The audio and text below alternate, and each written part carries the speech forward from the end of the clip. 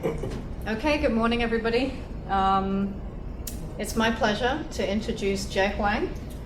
Jie was a PhD student at Tsinghua University in Beijing with Huanghua Su, who's actually on my editorial board at JGR Oceans.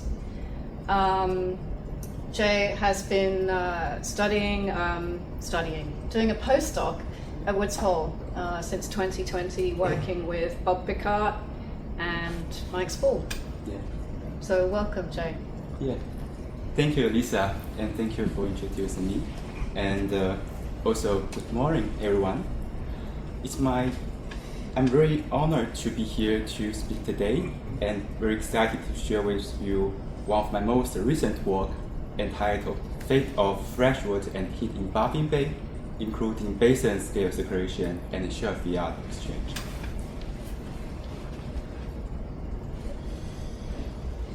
This work is supported by a highly collaborative project funded by NSF and involve both the numerical models, involve both field observation and numerical modeling. We have contributors from different countries and institutions. Here I'd like to take a moment to acknowledge them for their invaluable contributions to this study. And before we dive into the story in Baffin Bay, I'd like to briefly introduce my background. I'm a seagoing physical oceanographer, and since 2018, I have been contributed to several large-scale field observation programs, mostly in the high-latitude ocean. And every year I spend about 1 month at sea, and I truly enjoy working out at sea. My study area spans different parts of high-latitude ocean, including the Nordic Sea here, and also the Baffin Bay, which is the focus of this talk, as well as the Pacific Arctic. And this figure provides an overview of the large-scale ocean circulation in the North Atlantic. Warm and salty Atlantic water flows northward into high latitude and loses heat to the atmosphere, and it becomes colder and denser, and then sinks to the deep ocean, and then flows southward, following the deep boundary current system. And we know this system plays an important role in regulating the Earth's climate, and in the past, I have spent a lot of time in studying the overturning circulation in the Nordic seas. I have two most representative work. One is to use the historical hydrographic dataset together with approach in a potential density, potential sparsity coordinate to trace the water near the northern part of Iceland back into the south region here in the Greenland Sea. And I provide some new explanation for how where the water is produced and how it flows southward to fit the lowering of A mark. And my second representative study, I integrate observations with idealized models, and I quantify the role of AOC heat flux on the transformation of Atlantic water, follow their pathways in the Nordic seas here. Left-hand panel shows you pathways of Atlantic water in the Nordic seas. And we find different boundary current can respond very differently to the changes of AOC heat flux. For example, for the slope current, it's not sensitive. The transformation of Atlantic water along this current is not sensitive to the reduction in AOC heat flux. But for the front current, it is very sensitive. And the reason is for the slope current, the ocean lateral transfer of heat can play a dominant role. So this study provides some insight about how the ocean boundary current, how the densification of warm water in Nordic seas can respond to the warming climate, to the change of AOC heat flux. And in addition to the overturning circulation, recently I'm kind of adding the freshwater dynamics into my story, into my research. And in this talk, we will talk about Baffin Bay. It is a region where the cold and fresh polar water interacts with the warm Atlantic water. And in addition to the freshwater story, I'm also interested in to study the high latitude boundary current. For example, by using the shipboard data, I studied such a structure and availability of barricade outflow, which is an important outflow that brings Pacific origin water into the Arctic Ocean. And I also used the OSTEP mooring data to investigate the downwearing along the West Greenland slope and shelf. So recently, I'm also involved in interdisciplinary studies mostly in the Pacific Arctic on topics like Arctic algae bloom and vertical carbon export and cyst resuspension. So it's kind of a very quick overview of my background, and then let's turn our attention to Baffin Bay. And I will start with some introduction of where is Baffin Bay and what scientific questions we like to start in this area. This map presents you the bathymetry for the Arctic Ocean, and Baffin Bay, outlined by this red box, is located between Baffin Island and Greenland. It is kind of connects with the Arctic Ocean, with the CAA area, the Canadian archipelago, and it connects with the subpolar North Atlantic via Davis Strait here and also the Barrow Sea. Although it's called a bay, it functions as one of the Arctic marginal sea. If we look at the wintertime sea ice cover, so the Baffin Bay is indicated by this red star, and the white color represents the ice coverage. We can see the entire area of the bay is covered by sea ice. However, during the summertime, most of the area of the bay is open water, and there's very fresh layer at the top of the bay due to the melt of sea ice. Sorry, I have one question. Yeah. So lack of ice, easy to access fresh water are the main reasons for you to study there, or is the good summary, or there's another reason?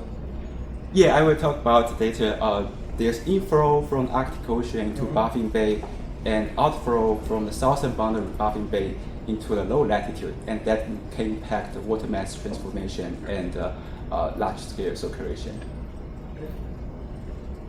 So yeah, due to the location of Baffin Bay, it receives fresh and cold power water from the Arctic Ocean primarily through 3 channels in the CAA area. And previous study by using the mooring deployed within these channels, they estimate the transport from the Arctic Ocean into Baffin Bay about 0.9 silver drop from Narrow Strait, 0.3 silver drop from Johnstown here, and 0.5 silver drop from Lancaster Sound. And this water, so this gives about 1.7 silver drop of total inflow from Arctic Ocean to Baffin Bay. And this water leaves the bay in the south, and extent to this water can be subsequently defluxed into the interior of the subpolar North Atlantic, can impact both the seasonal water mass transformation and deep convection as well as the large-scale circulation there. So that answered the question. In addition to the fresh and cold power water, the bay also receives warm and salty Atlantic water, and that is transported by the boundary current along the west coast of Greenland. And parts of the boundary current divert in the northern Labrador Sea, and with the remaining portion remains near the boundary current and progresses into the Baffin Bay. So based on mooring deployed across Davis Strait here, the southern boundary of Baffin Bay, here is a zoomed-in figure presenting you the details of mooring. People can quantify the heat, fresh water, and water transport between the bay and the Labrador Sea. And here I'm presenting you the vertical section of temperature here and the vertical section of velocity across Davis Strait. We are looking northward, so Baffin Island on the left-hand side, Greenland on your right-hand side. We can see the northward flow carries warm water into Baffin Bay, and the southward flow carries power water out of Baffin Bay into the Labrador Sea. It's a multi-year mean result, it's ending in September. And based on the mooring deployed here, is a year-round multi-year mooring, they estimate the transport out of Baffin Bay into the Labrador Sea. It's about 1.6 silver drop, which is equivalent to the transport getting into the Baffin Bay from the north. So to date, observations are somewhat common at the northern and southern gateways of Baffin Bay. However, there are very limited measurements in the interior of the bay, especially for velocity. So In these projects, I compiled a historical hydrographic dataset in Baffin Bay by using data from different sources. Here on the left is the spatial coverage, and on your right is the temporal coverage of this dataset. We can see most of data that are located via the Davis Strait and with limited coverage for the interior of the bay. And not surprising, most data they were collected from June to October due to the sea ice coverage in winter. In addition to the hydrographic, the velocity measurements in this bay is very limited, also due to the sea ice coverage. And the most representative velocity measurements in this area date back to 1980s.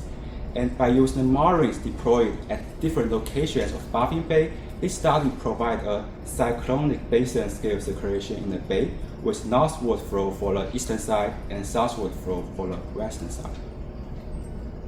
And using a limited observation and also supported by the numerical modeling results, here is a schematic circulation map in the northern Labrador Sea and Baffin Bay. In the interior of the bay, it is suggested to be a northward flowing eastern boundary current system, the West Greenland current, and southward flowing western boundary current, the Baffin Island current. We know that the amount of freshwater in the Arctic Ocean has been accumulated, has been increased a lot for recent decades. But in the last 10 to 20 years in this region, there has been no up-to-date study provide you a large-scale water mass and circulation from an observational perspective. So that motivates us to do some observation in this area to understand the fate of freshwater, how it can be transported into Baffin Bay and recirculate there. In addition to the large-scale circulation, I also like to turn your attention to these glaciers located in the eastern Baffin Bay area, including one of the biggest glaciers in Greenland, the Shelf-Fjord. And due to the warming climate, this glacier has experienced a lot of changes. And here is an example for Shelf-Fjord. We can see the ice front for Shelf-Fjord has retreated a lot, especially starting from 2001. Sorry, one more question. Yeah, sure. Do you know what's the flux of this melting ice in terms of swell groups? Good question. So for the ocean flow, it's not big flow, kind of -1 silver drop. It's very slow compared with the boundary current, the Gulf Stream, and Yeah, but the effect could be big.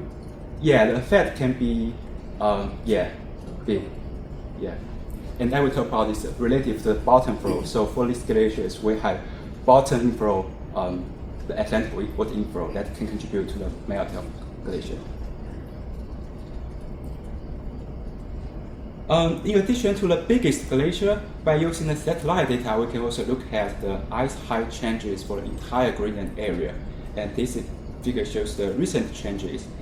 And if we look at the region east of Baffin Bay here, there are some dramatic changes happened in the recent years. And the melting of sea ice can release fresh water from Greenland into the open ocean. And based on the studies, they suggest this can contribute to a kind of 20 to 30 amount of the global sea level rise. And one other interesting pattern in Baffin Bay is there are some deep troughs that cut into the shelf associated with the glacier fjords. And here I point out 3 troughs. And these troughs has a deep depth about 400 to 800 meters and such a scale of 100 kilometers wide. So one potential interesting question about this trough is how it can impact the release of fresh water from the glacier fjord water and how it can bring the Atlantic water into the inner part of the trough. And that's an interesting question. And in light of the accelerated freshwater discharge in the Greenland glaciers, it's interesting to study the Shelf-Fjord exchange of freshwater and heat in this region. So previous study has investigated a lot about the dynamic inside this glacier fjord system, but now we are looking at the region connecting the shelf and slope with the glacier fjord. So motivated by these scientific questions, there were 2 shipboard surveys carried out in the late summer to early fall of 2021, which collected extensive hydrographic, velocity, nutrient, and isotope data cover different parts of Baffin Bay, including the West Greenland current system, the interior of the bay, and also the trough system. And here's a map showing you the station occupied during two Baffin Bay surveys. And in addition to the shipboard data, we also incorporate the reanalysis products and high-resolution model output. And by using the atmospheric forcing and freshwater discharge data, in this talk I like to present you both the large-scale study, the large-scale water mass and circulation in Baffin Bay, and also the Shelf-Fjord exchange in the trough system. For the large-scale study, I like to start with the general water mass distribution and circulation based on the shipboard data. So let's start with this classic TS diagram. And here I provide all the water masses were collected from these two surveys. And the color represents the occurrence percentage of different water masses. From this TS diagram, we can identify 4 typical water masses: the warm and salty West Greenland Erminger water, the cold and relative fresh polar water here with a freezing temperature, and also the warm polar water but has the warm polar water has similar salinity but with a warm temperature. The last is the fresh and the fresh sea ice melt and meteoric water. And we can see most of water they are located between this mixing line, between the cold polar water and the warm West Greenland Erminger water, indicating the dominant role of these two water masses in Baffin Bay. And in addition to this tier diagram, we also apply the potential density, potential sparsity framework to distinguish the different water masses and document their geographic distribution. And we also use nutrients and isotope data to quantify the fraction of different water mass sources, freshwater sources. And due to the limited time, I'm not going to present this part of our results, and you can find it published in Progress in Oceanography. And I like to use the vertical section of temperature and salinity to give you an idea about the water mass distribution in this area. Let's start with the southmost before bifurcation section. The location of this section is indicated here, and in the middle is the vertical section of temperature, and on your right is salinity. While looking northward, so Greenland is on your right-hand side. So from this southmost section, we can see the existence of such a warm and salty West Greenland Erminger water, and also a relative fresh water occupied on the Greenland slope, Greenland shelf. As we move to the Davis Strait section here, we can see different water masses, and one big change happened for the West Greenland Erminger water. Its properties changed a little bit, but the amount of this water reduced a lot for this Davis Strait section. And the upper layer of the section is occupied by different components of polar water. The warm polar water here, the cold polar water with a freezing temperature, and a very fresh surface layer here. And if we go to the section in the interior of the Baffin Bay, we can see still some evidence of this warm water. And again, the upper layer of the bay is dominated by the polar water. So this gives you an idea about the interaction between the cold polar water and warm Atlantic origin water. So based on the cruise results during the observations, there is only a small amount of the warm and salty Atlantic origin water can enter the Baffin Bay, and most of them is likely recirculate back in the Northland Labrador Sea. In addition to the hydrographic, we also have the velocity measurements, and this map presents you the ADCP velocity we collected during the two surveys. It's kind of average velocity between 50 to 300 meters, and we can see basically cyclonic circulation in Baffin Bay with a strong western boundary current and weak eastern boundary current. And by using the hydrographic, we can compute the thermal wave velocity, and reference to the ADCP velocity, we can calculate the absolutely geostrophic velocity, and then we can compute the transport, the volume transport in this area. And the figure on your right presents you the up 800 meters integrated transport, and the vectors represents the transport that is kind of each 5 kilometers segment. So again, we can see such a cyclonic basin-scale circulation with a strong western boundary current. So we know that these results just kind of a synoptic result. And to understand the basin-scale circulation, here we incorporated the observations with reanalysis product. And we look at different products, and we found there's a product, ARMOR 3D, kind of will produce the circulation patterns we observe. So this product is a kind of monthly product, provide you the data from 1993, and it's 1/4 degree reanalysis. And here is kind of side-by-side comparison between the observations with the ARMOR 3D. The color indicates the geopotential high. So again, a cyclonic circulation with a low geopotential high in the interior of the bay.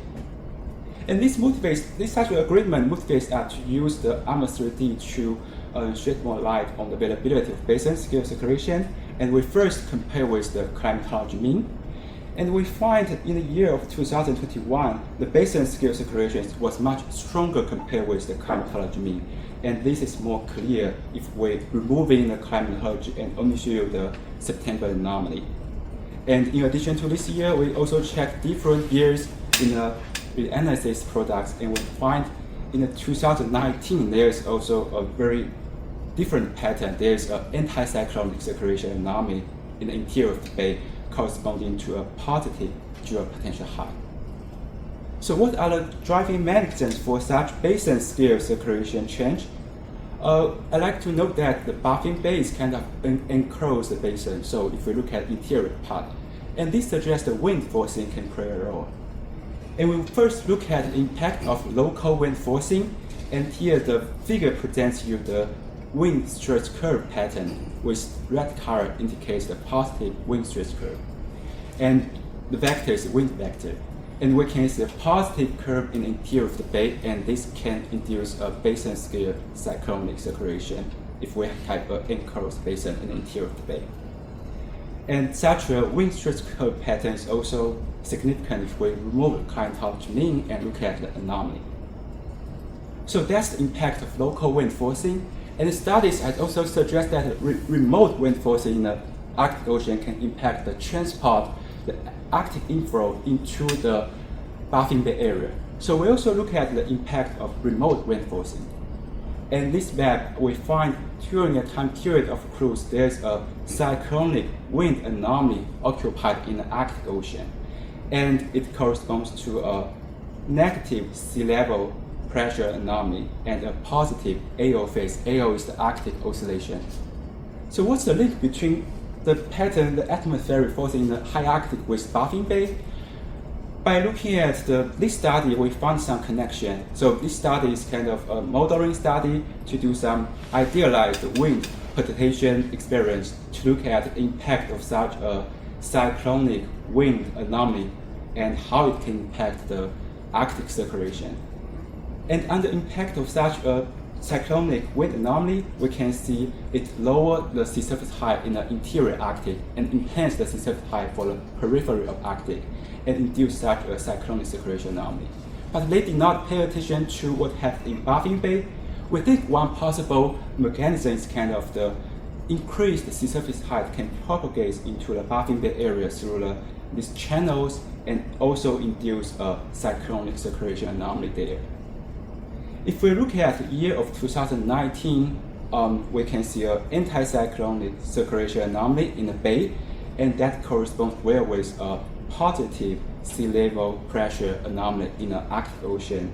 I mean, anticyclonic wind anomaly. It's related to negative AO phase. So this remote wind forcing analysis provides another mechanism about how the forcing in the Arctic Ocean can impact Baffin Bay. And additional work is required to quantify the relative contribution of local and remote wind forcing in the basin-scale circulation in Baffin Bay. So a very quick summary for part one, the large-scale study. During the time period of observations, Baffin Bay was dominated by the polar water for the upper layer, and only small amount of warm and salty Atlantic water can enter the bay at depth. The circulation in this region was generally cyclonic, consisting of strong western boundary current and slow eastern boundary current. By looking at the reanalysis data, we find both local wind forcing related to the wind stretch curve pattern and remote wind forcing associated with AO index can lead to the cyclonic basin circulation anomaly in the September of 2021. So this large-scale study first provides you up-to-date observation about the water mass and circulation in this area, and then it provides some details about how the freshwater can be circulated in the Baffin Bay. Then let's zoom into the trough system and take a look at the Shelf-Fjord exchange. Again, we start with some general water mass and velocity structures in this area. And during the Baffin Bay service, we occupied different trough systems, and for each trough, we did sections from out part of trough to the inner part of trough. And here I'm using the Oceanographic trough section to show you the typical water mass and velocity structure in this area. The location of the section is indicated here. On your right is the vertical section of temperature and salinity. We are looking towards the Greenland, so on your left hand side is the northern part of the section, and on your right hand side is the southern part of the section. Here we can see three different water masses. At the surface is the warm polar water, and in the middle layer is the cold polar water. At the bottom is the warm and relative salty Atlantic water. If we look at the velocity measurements, we can see, so in this geographic map, it shows the upstream 100-meter average shipboard ADCP velocity, and this is the absolute geostrophic velocity. We can see inflow for the southern part. Inflow means the flow towards to the glacier for the southern part of the trough, and outflow for the northern part of the trough. If we look at the integrated information from hydrographic and velocity, we can look at the transport for different water masses.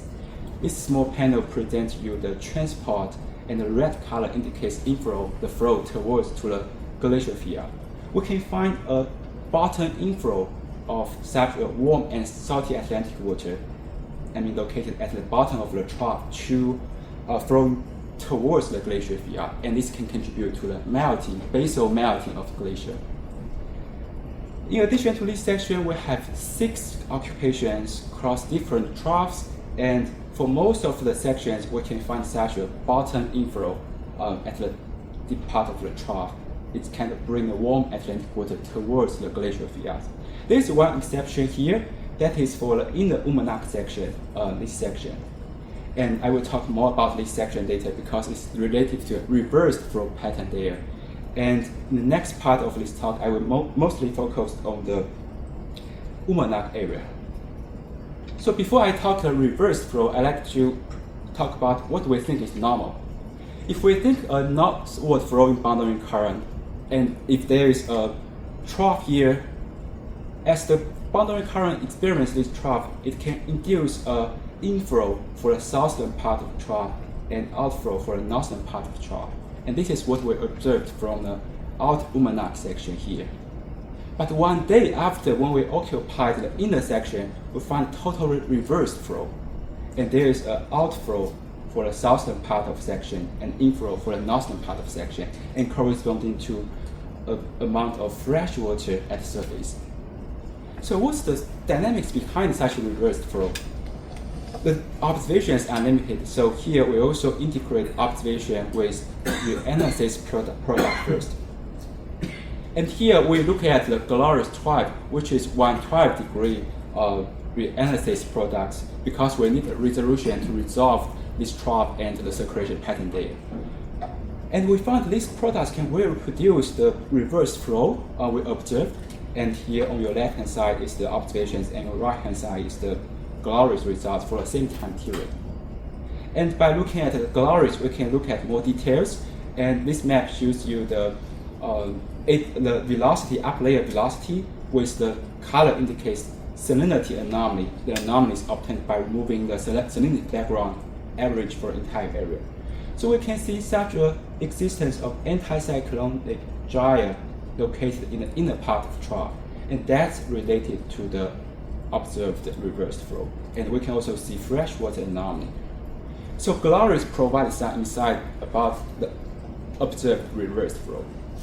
In addition to glaciers, we also look at different model output, and we find a very high resolution model output provided by our collaborators can also provide comparing results. So this model output is 160°, very high resolution in this area, and it provides 3.5 years data from 1994 to 1997. And based on the 3.5 years data, we identified 5 reverse events based on the time series of the transport, and the reverse period is indicated by the pink shading. And in the bottom is the composite of 5 reverse events. The blue color indicates the transport for the northern part of the trough, and the red color indicates the transport for the south, and positive number means the inflow.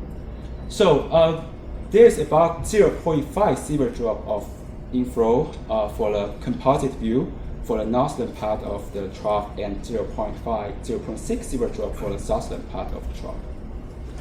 And by looking at the peak of the event, composite event, we can also look at the vertical salinity and velocity pattern, and it's remarkably comparable with the observations. So that means such a reverse flow pattern can also be captured by this high resolution model output. And using the model output, we can also look at the evolution of the flow and the distribution of salinity in this area to look at more details about the dynamics of this reverse flow. So here, let's start with the condition a little bit before the flow starts to reverse. And the vector shows the up-layer velocity, and the color indicates the salinity anomaly. The anomaly was computed by removing the background before the flow reversal, the normalized time minus 0.4 to minus 0.2. So before the flow starts to reverse, we can see some inflow for the southern part of the intersection and outflow for the northern part of intersection. And as the flow starts to reverse, we can see such existence of anticyclonic gyre with surface freshwater anomaly. And then as time goes by, we can see the gyre becomes stronger and stronger with more and more freshwater anomaly accumulated. And during the late time period of this event, this gyre slowly propagates offshore. So this gyre is very stationary in this area, and it can last for about 1 to 2 months. And both reanalysis products and high resolution model output suggest the reverse flow we found can be related to such a gyre with freshwater anomaly. So what's the dynamic behind this anticyclonic gyre? We look at the occurrence time period of this gyre, and for the year of 2021, we find it lasts for about 1 month, starting from the mid of September to mid of October. And by adding the other 5 events we find in the high resolution model output, we can find 2 distinct time periods for the reverse event. The big color means the period with more events identified. And if we look at the seasonal cycle of freshwater discharge in this area, we can see the first period can be related to the release of freshwater from the glacier's fjord. However, it cannot explain the second time period. We know there can be year-to-year variability in the peak of the freshwater discharge. For example, in 2021, it delayed about 1 to 2 months, but it's still 1 to 2 months earlier compared with the time we find the reverse event. So that suggests additional mechanisms can contribute to the reverse flow. And we think wind forcing can play a role here. During the peak of the freshwater discharge in year of 2021, in July to August, we can see a downwelling favorable wind, and such a wind can prevent the release of freshwater from the glacier fjord into the trough region. But 1 month later, as the wind pattern shifts to the upwelling favorable wind, this accumulated freshwater can be released immediately, and we can see the flow start to reverse. So that means the freshwater is the driving mechanism, but the wind forcing can play a role in moderating the release of freshwater and contribute to the reverse flow. So we come up with a regime about the Shelf-Fjord exchange in this area. As the freshwater is released from the glaciers, they accumulated in the inner part of the trough. So normally the like in the real pond, the water can turn right, and due to the geographic balance, it can form such an anticyclonic gyre in the inner part of the trough. And then such a gyre slowly propagates offshore. And this gyre can have direct impact on freshwater distribution because it can trap the freshwater, and it can also impact the lower layer. If we look at the hydrographic structure, it can squeeze the lower water column, and it can prevent the warm Atlantic inflow at the bottom of the trough. Here is Umanak intersection. It's the only section we find a reversed flow also at the bottom of the trough. So it reduces the amount of Atlantic water inflow at the bottom of the trough, can reduce the basal melt. If we look at the ice height changes for recent years, interesting, Umanak region is a region we find relatively small changes of the ice height, and one possible link is kind of due to the existence of such a dry circulation, it can limit the inflow Atlantic water at the bottom to impact the basal melt. In addition to Umanak, we are also looking at different locations of Greenland, and we are thinking about how that. One question is how does this region also exist for the other troughs surrounding Greenland? And we find a region in the eastern Greenland that has not much ice height changes for recent years. And by looking at that region, we also find deep troughs. And by looking at the inner part of these troughs and looking at the reanalysis products, we can see consistent pattern. Here I have video to show you. The vectors is the up layer velocity, and the color indicates the fresh water. And we can see such an anticyclonic dry circulation occupied in the inner part of the trough relative to fresh water and none. So our next step is to look at the entire Greenland to see how often, how frequently we can see such an anticyclonic dry with freshwater anomaly. Because we think it can impact both the freshwater distribution and can also impact the lower layer, the inflow of Atlantic water, which can play a role in impact the basal melt of Greenland's glaciers. So a summary for part 2 study. During the shipboard surveys, high-resolution hydrographic and velocity data were collected for several troughs that connects a shelf slope region with the glacier fjords, and warm Atlantic water was observed at depths following towards the glacier fjord, and intriguing flow reversal was captured in the Umanak trough. So further analysis integrating observations, galleries, and high-resolution model output suggests a regime of how freshwater discharge interacts with boundary current in this trough system. An anticyclonic eddy along with freshwater anomaly can generate it in the inner part of the trough and then slowly propagate offshore. This regime, which can play a significant role in regulating the distribution of freshwater and heat, also exists in the East Greenland shelf according to the reanalysis products. And additional work is required to quantify the impact of this process on the Greenland ice sheet melt. I'd like to also add that for not all of the reanalysis products and the high resolution model output can reproduce such a dry circulation. And if we use a low resolution, for example, sometimes 112 degree, we may not be able to see the existence of such a dry. And we are also looking at how different model setting can impact the performance or existence of such a dry circulation. And in addition to the physical data, we also collect the chemistry, the nutrients, isotope data in this area, and we find some intriguing changes of nutrients and isotopes associated with this dry circulation. But here, I don't have enough time to present that part of the result. So, if I have time left, I'd like to briefly introduce my ongoing projects and some of my future work. I'm currently involved in a NASA-funded project in the Nordic Seas to investigate the upstream sources and pathways and dynamics of the Faroe Bank channel overflow. So the Faroe Bank channel overflows here. It is overflow water that contributes to the lower limb of AMOC, and it brings the densest water in the Atlantic water into the, in the Nordic Sea into the Atlantic Ocean. And compared with the Denmark Strait overflow here, this overflow is not well studied, especially for the upstream sources and pathways.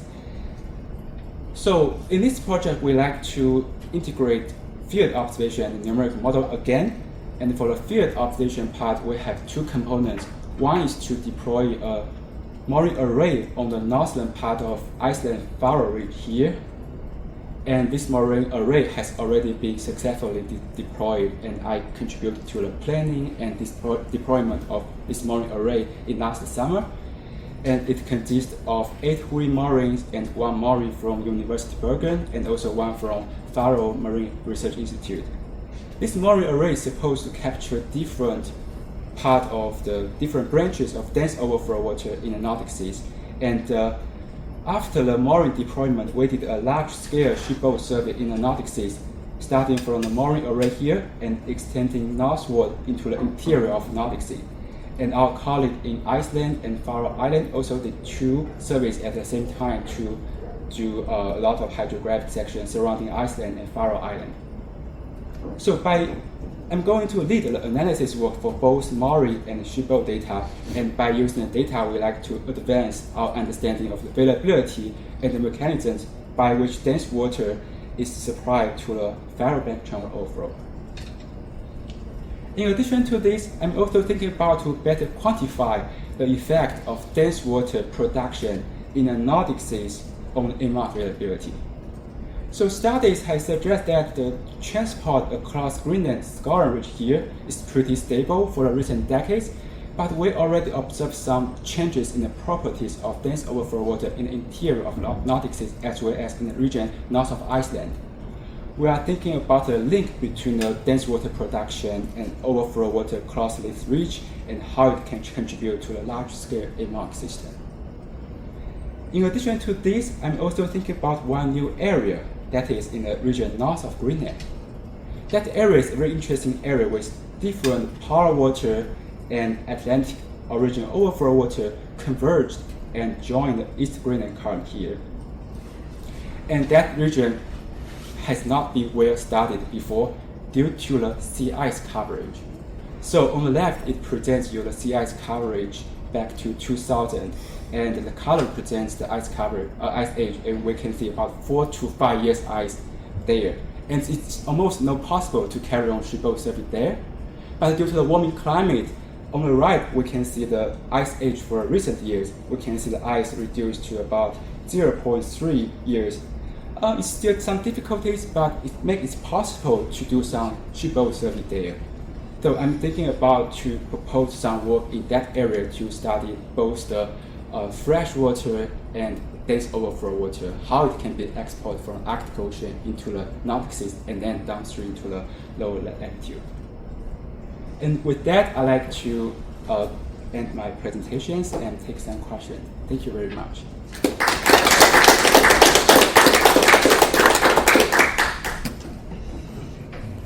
Thank you, Jie. Does anybody have any questions in the room first? Tonight? If you can go back, it's very nice talk. I really like the topic and the talk. If you go 1 back or maybe 2 back, yeah. So where do the models say the deep convection is happening exactly, or they are doing this deep convection, or they are just relaxing to climatology? Because when I used to work on these things a long time ago, the models would relax to climatology. They had a buffer zone, so they don't really do the convection. Yeah. But they were just sweep everything under the rug and just do the short circuiting like that. Yeah. And for that reason, I don't think we really understand where exactly the deep convection is happening. Are they better now, or do you know better? It's a good question. And yeah, I agree with you. The model may do not do a good job for the simulating the convection region. The location of the convection region can be okay, but the depth of convection can have some bias. And also, by looking at this model output, we find most of bias exists in the deep water, the dense water. So that's why we need to do observations. I mean, we need to figure out how different the model compared with observations. And my perspective is kind of integrate observations with numerical models results and to look at what's the best way and what's the most correct pattern about the overflow water and the location of dense water production. Yeah. Sometimes we can look at using idealized model to do some tests to look at the dynamic process rather than look at the model output. Yeah. Very nice talk indeed. I enjoyed it. You mentioned convection. Do you mean the actual vertical mixing or the downwelling and overflows of water? So when you discuss convection, just want to clarify what you mean. Yeah. So for the open ocean, the interior ocean, there can be salinity, all right? Right. So for summertime, we have solar heat going to the water and it can form a stratified layer at the top. Right. But for the winter time, when the ocean is losing heat to the atmosphere, it can destroy such a stratified layer and induce vertical mixing. And the convection, deep convection can be due to the vertical mixing and the water can be very homogeneous from the top to 1,000 meters. Yeah. So you're referring to the mixing? Yeah. Yeah, models do horrible job on that. They just replace convection by enhanced mixing. Yeah. So the resolution is. Would you suggest a way to do more measurements that can constrain models and understand the convection itself better? Yeah, definitely. But what I'm thinking here is what kind of observations we can have to capture these things. I mean, argo flow can be a good approach because it can circulate inside this interior ocean and it can stay there and provide you the time series. That's one good way. And I mean, the mooring array is very expensive. Yeah, but I mean, there are different observation approach you can provide information in this convection area. Yeah. Thank you. Thanks. I know this wasn't your focus of the talk today, but I know that you've linked to biogeochemical impacts in other work. Yeah. So I was just curious what you think is the most promising way to link these transport changes with effects on productivity or nutrient cycling, and is that something you're thinking about pursuing? Yeah, I kind of involved a lot of the physical interaction work in the Pacific Arctic. I mean, actually, previously I studied the physical interaction in the subtropical region, but now we moved to the Pacific Arctic. And that region is kind of region with a lot of retreat of sea ice as well, and also the warming ocean temperature found there for recent decades. And that changes the production of biomass there, phytoplankton. And also, one intriguing finding that is there we can see some algae bloom right now. So previously it's further south, but in that part of the Arctic Ocean we can see the algae bloom.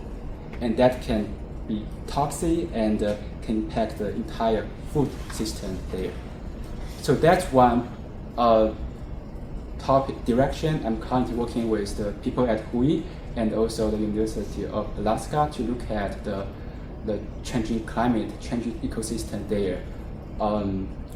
Yeah, and I normally provide the physical background and do some idealized modeling to shed light on the physical process there, how the wind can impact the mixing and the expansion of the sediment, etc. Yeah.